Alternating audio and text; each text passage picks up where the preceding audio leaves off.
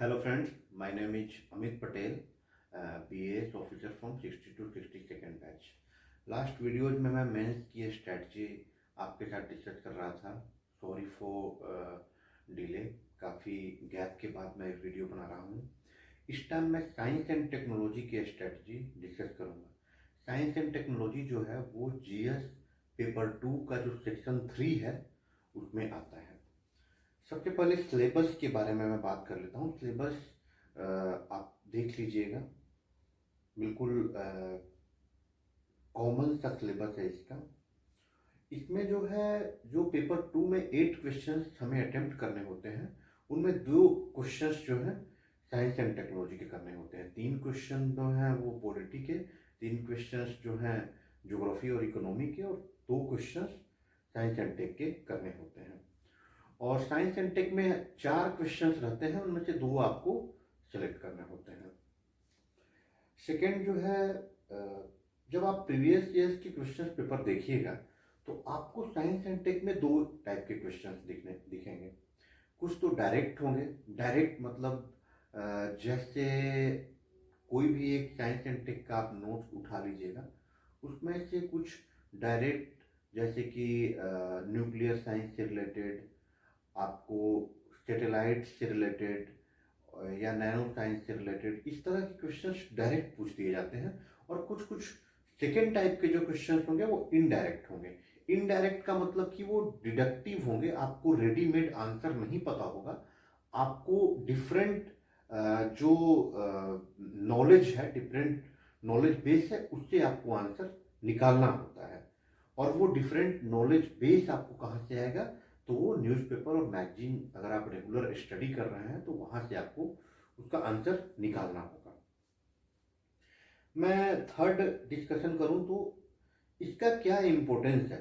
देखिए, जो गैप बनता है एक टॉपर और एक जिसका रैंक उतना अच्छा नहीं आता है, तो एक गैप जो क्रिएशन होता है वो इसमें देखने को मिलता है। क्योंकि पॉलिटी में मोर और लेस बहुत अच्छा लिखिएगा तो 2-3 नंबर ऊपर, 2-4-5 नंबर नीचे, और इकोनॉमी एंड ज्योग्राफी में भी वही है। लेकिन पेपर 2 में जो गैप दिखता है वो दिखता है इसमें। अगर आप अच्छा आंसर लिख के आते हैं तो आपको जो है नंबर, ओवरऑल पेपर 2 में नंबर अच्छा आता है। और अगर आप साइंस एंड टेक अगर अच्छे से आप नहीं करके आते हैं तो जो गैप होता है पेपर 2 में वो बढ़ जाता है। इसीलिए आप इसको अच्छे से प्रिपेयर करें। इसको कैसे प्रिपेयर करना है, देखिए, जैसा कि मैंने थोड़ी देर पहले आपको बताया कि इसमें 2 टाइप के क्वेश्चंस आते हैं। तो जो डायरेक्ट क्वेश्चंस हैं उनके प्रिपरेशन के लिए मैं आपको बता दूं, आप कोई भी यूपीएससी का साइंस एंड टेक का कोई भी नोट्स आप ले लीजिए। जैसा कि आस्था एकेडमी का भी आप नोट्स ले सकते हैं, हिंदी और इंग्लिश दोनों मीडियम में ये नोट्स, हैंड रिटन नोट्स आपको मार्केट में उपलब्ध है, वहाँ से आप ले सकते हैं। और जो सेकेंड पार्ट है, जो इनडायरेक्ट क्वेश्चंस पूछे जाते हैं, जैसे उसमें क्या है कि कोई भी एक टॉपिक लिख दिया जाएगा और उसमें बताया जाएगा कि साइंस और टेक्नोलॉजी के हिसाब से आप इसके सॉल्यूशन ढूंढिए। इस तरह की चीज़ों के लिए आपको रेगुलर जो है न्यूज़पेपर में जो साइंस एंड टेक से रिलेटेड जो आर्टिकल्स आते हैं उनको रेगुलर आपको जो है स्टडी करना होता है। और उसके साथ साथ जो है मैगजीन्स को भी आपको, मैगजीन में भी साइंस एंड टेक्नोलॉजी के रिलेटेड जो आर्टिकल्स आते हैं उसको आपको पढ़ने होंगे। नेक्स्ट है हाउ टू प्रैक्टिस। आपको इसको प्रैक्टिस कैसे करना है। जैसा कि मैं और वीडियोज में आपको बताया हूँ कि आप प्रीवियस ईयर्स के क्वेश्चन पेपर्स पे आप प्रैक्टिस कर सकते हैं।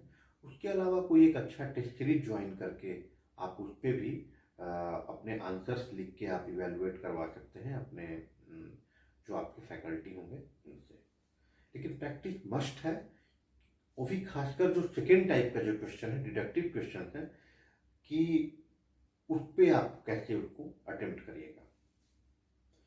नेक्स्ट जो है वो काफ़ी स्टूडेंट्स जो है पूछते हैं कि इस सेक्शन को आपको एग्जामिनेशन देते टाइम, पेपर अटेम्प्ट करते टाइम कब इसको अटेम्प्ट करना है।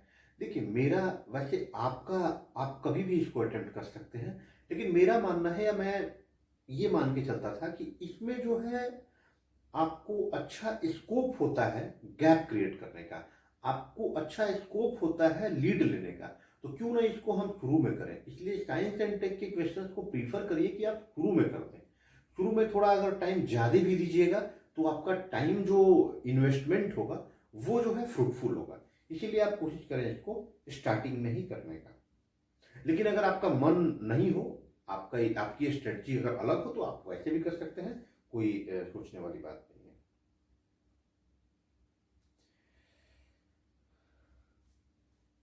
लास्ट ईयर्स में जिस तरह के क्वेश्चंस पूछे गए हैं, मैं उसके बारे में आपको जानकारी देना चाहूँगा। जनरली जो है डिफरेंट प्रॉब्लम्स हैं, डिफरेंट जो इंडिया में जो प्रॉब्लम्स हैं या बिहार में जो प्रॉब्लम्स हैं, उसका सॉल्यूशन के रिलेटेड क्वेश्चंस रहते हैं। जैसे कि 65th में आपको मेक इन इंडिया पे क्वेश्चन था, इंक्रीजिंग पॉपुलेशन, इस तरह से क्वेश्चन था, और साइंस एंड टेक्नोलॉजी के रिलेटेड उसको अटेम्प्ट करना था। फ्लड के रिलेटेड जो है क्वेश्चन था कि फ्लड को साइंस एंड टेक्नोलॉजी के हिसाब से कैसे उसको एड्रेस करना है। तो इस तरह के जो प्रॉब्लम्स हैं और उसका जो आपको साइंस एंड टेक्नोलॉजी के हिसाब से आपको उसका सॉल्यूशन देना है, इस तरह के क्वेश्चंस जो है जनरली पूछे जाते हैं। 65th में ही कंट्रोल द जॉब क्राइसिस से रिलेटेड क्वेश्चन था, आपको ये अटेम्प्ट करना था। 64th में, जैसे कि आप इसमें देख सकते हैं कि चारों क्वेश्चन जो हैं कोई इसमें डायरेक्ट नहीं है, सारे क्वेश्चंस जो हैं ये डिडक्टिव टाइप है। मतलब कि इसका आंसर आपको डिफरेंट नॉलेज बेसिस से आपको प्रिपेयर करना है।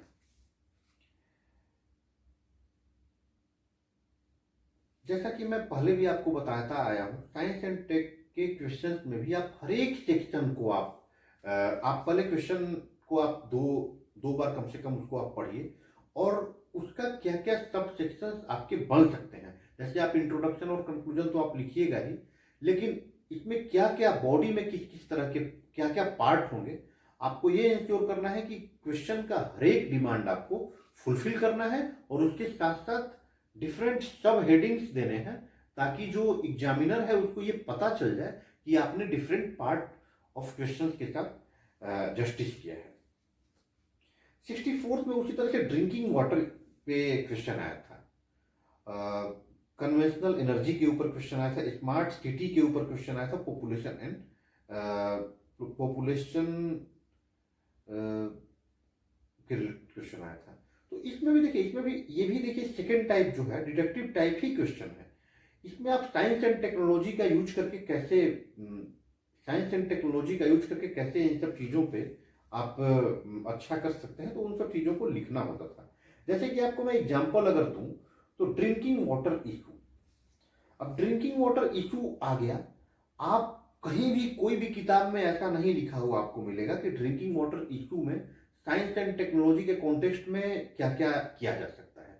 हर बुक्स में आपको एक दो पॉइंट्स या कुछ चीज़ें मिल सकती हैं, बट इसको अगर आप कॉम्प्रिहेंसिवली अगर आप लिखें तो बहुत सारे जो है सेक्शंस हो सकते हैं।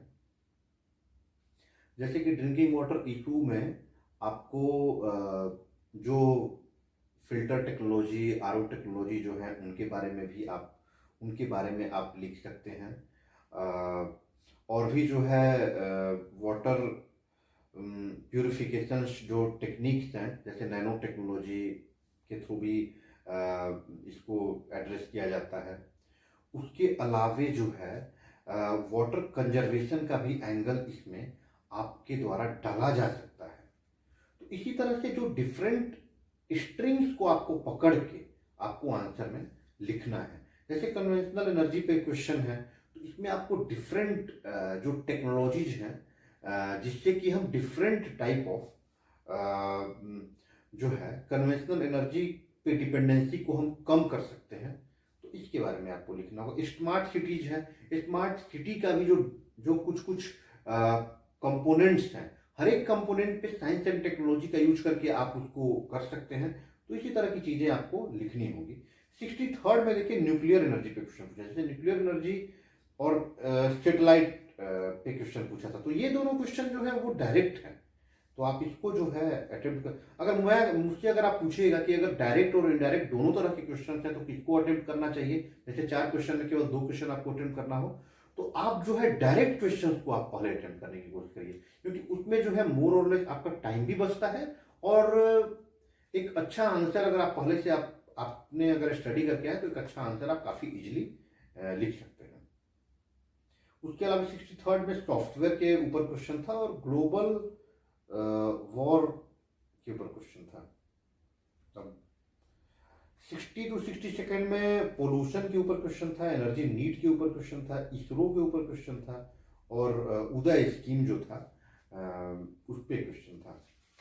56 टू 59th में था फ्रेश वाटर के ऊपर क्वेश्चन था, जैसे कि आप ड्रिंकिंग वाटर इशू, तो फ्रेश वाटर पे भी इस तरह के क्वेश्चन रिपीट भी होते हैं, तो आप जो है अगर प्रीवियस ईयर्स के क्वेश्चन को करके जाइएगा तो हो सकता है कि वही क्वेश्चन एक दूसरे फॉर्म में आपको पूछा जा सके, जैसे कि फ्रेश वाटर एनर्जी पे क्वेश्चन पूछा है बिहार के कॉन्टेक्स्ट में, जैसा कि आप आगे भी देख रहे हैं कन्वेंशनल एनर्जी पे क्वेश्चन पूछा है, ग्लोबलाइजेशन पे क्वेश्चन पूछा है, क्लीनिंग गंगा रिवर पे क्वेश्चन पूछा है।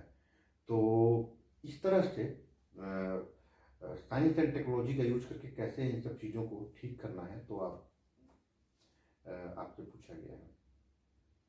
जैसा कि मैं पहले भी बताया कि आप हर एक पार्ट है जो क्वेश्चन का उसको आप एड्रेस करें, और आगे जब मैं आपको एक दो क्वेश्चन जो है उसका आंसर कैसे लिखना है जब मैं आपको बताऊंगा आने वाले वीडियोज में, तो आपको ज़्यादा क्लियर होगा कि आप कैसे आपको हर एक कंपोनेंट क्वेश्चन के हर एक डिमांड को आपको कैसे फुलफिल करना है। तो हाँ, एक चीज़ और मैं आपको बताऊंगा, जब आप इसमें भी जैसे इंट्रोडक्शन लिखने के टाइम, जैसा मैं पहले आपको फॉर्मूला बताया था DOD, डिफिनीशन, ओरिजिन और डेटा, इनके साथ आप स्टार्ट कर सकते हैं। तो साइंस एंड टेक के क्वेश्चन में भी सेम जो है आप जो है टेक्निक आप अपना सकते हैं। जैसा कि एग्जांपल के तौर पर मैं लिख देता हूँ, जैसे स्मार्ट सिटी है, तो स्मार्ट सिटी प्रोजेक्ट में आप इंट्रो कैसे लिखिएगा, डिफाइन ओरिजिन डेटा, जो मेरा फॉर्मूला है इसमें से आप ओरिजिन लिख सकते हैं कि स्मार्ट सिटी प्रोजेक्ट कब शुरू हुआ और कैसे शुरू हुआ और उसके क्या कंपोनेंट्स हैं, तो यहाँ से आप इंट्रो लिख सकते हैं। उसी तरह से कंक्लूजन जब आप लिखिए तो कंक्लूजन आपका सजेस्टिव होना चाहिए, कि वो सजेशन कुछ करे, ऑप्टिमिस्टिक होना चाहिए, पॉजिटिव होना चाहिए, मतलब आपका जो आंसर होना चाहिए खासकर कंक्लूजन, उसमें आपका एक पॉजिटिव एंगल दिखना चाहिए। आप एक एडमिनिस्ट्रेटर बनने जा रहे हो, तो आप कैसे इशूज पे एक पॉजिटिवली कंक्लूड करते हैं, तो वो दिखना चाहिए। अभी के लिए इतना ही, और नेक्स्ट वीडियोज को मैं जल्दी ही लेके आऊँगा, और नेक्स्ट वीडियो में मैं आपको जो GS पेपर 1 का पार्ट 3 है, जो उसको मैं डिस्कस करूँगा। तो तब तक के लिए thank you, all the best.